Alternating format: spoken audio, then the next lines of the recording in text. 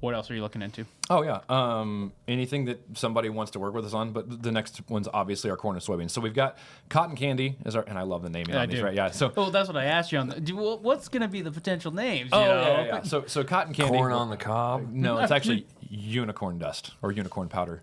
Okay. Yeah, so that's what we're working with. I can't do soy sauce; that one's taken. So we'll come up with something creative. Bummer. My wife, who actually did the commercial that you were talking about, Yes. my wife wrote that whole commercial. She's way smarter than I am. I say Really? that she's also way more attractive than I am, so maybe she's not that smart because she married me. I don't know, but anyway, for whatever reason, right? She comes with a lot of that creative stuff. She's great, and I thought that was a 5-minute warning. I was like, that was the fastest 5 minutes ever.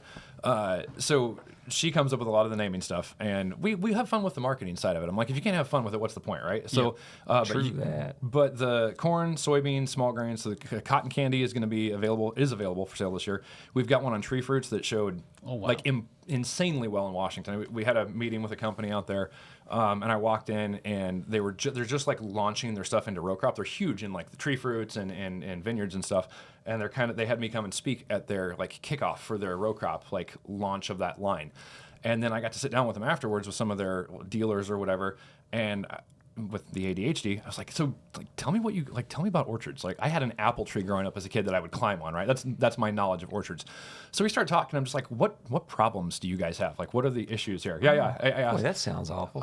It does, doesn't it? So they start telling me about this, and I was like, hey, full disclosure, I know nothing about apples, but this is interesting to me. Like, is it cool if I work on something? And they're like, sure. So 3 weeks later, I sent them a product to test, and they were like, on the one hand, it's ha ha ha, what does this guy know? On the other hand, I come in with no preconceived notions, and they get the results back this year, and they're like, holy crap, this actually worked, and like worked really well. I'm like, yeah, I don't have any biases around this, right? So once you understand plant anatomy, like not the deep, okay, it's a whole world, obviously, but would you say that most plants, in an overall view, act very similarly?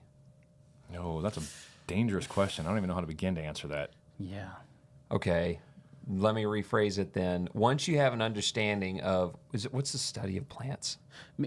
Maybe a better question is plantology. Yeah. If once you understand plantology, does it start to click? Yeah, like a guy that understands like a problem with, because I sit here and think, okay, once you start to actually, if you make yourself the student and a student for a lifetime of whatever it is you're doing, it's like, okay, I have a problem with, say, rust in wheat, southern rust. And then you start thinking, okay, figuring that out, and then you go to corn. I had southern rust come into my corn. So it's like once you start to, it's like putting puzzle pieces together. Yes. There's categories. Maybe. There are Obviously, obviously, a grapevine is not the same as a piece of a clover plant. Right. But it's like the problem solving seems to be not that big of a picture. Yeah. It's simpler than people think it is. We're fallible human beings. We are, but here's the thing. I have a PhD in an unrelated field. I tell people this all the time, and it weirds them out, creeps them out. But again, I'm probably transparent to a fault. My PhD is not in chemistry. It's not in soil science. It's not in agronomy. It's not in plant health. It's not in anything ag-related. It's in interpersonal communication. And they're like, how in the hell did you end up in? Well, I grew up on a farm in the '80s. It's a bad time to be on a farm, as most of you remember, right? Dad lost everything but the land itself and has worked his butt off and has got back into cattle and row crop and everything. I'm so excited and proud of like what he's done. But when you grow up in that, you don't see much of a future in agriculture, right? Like you grow up in the age, you're like, so I went off to school thinking I was going to be a university professor because I wanted to study human relationships.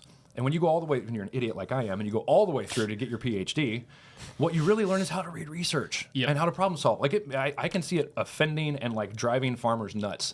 That do you know how many cotton fields I'd been in before I created cotton candy? One ever. I don't need to be in your field, and this weirds guys out. And again, like I like the boots on the ground agronomist. I respect the boots on the ground agronomist. But the reality is like, that's not how I function. I've had a real job for like 18 months. It was the worst 18 months of my life. And people were like, well, they wanted me on site. And that was when I was doing the cannabis thing. And it's like, I don't need to be on site to solve your problems.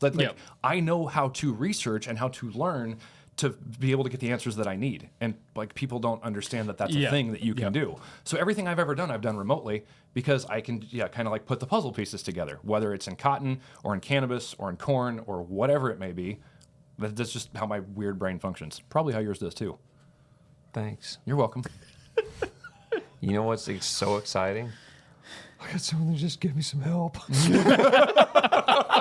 Guys, if you've liked the information that you've seen so far, go ahead and check out the full-length podcast on our YouTube channel. Be sure to subscribe there. It's also on all the major podcast platforms.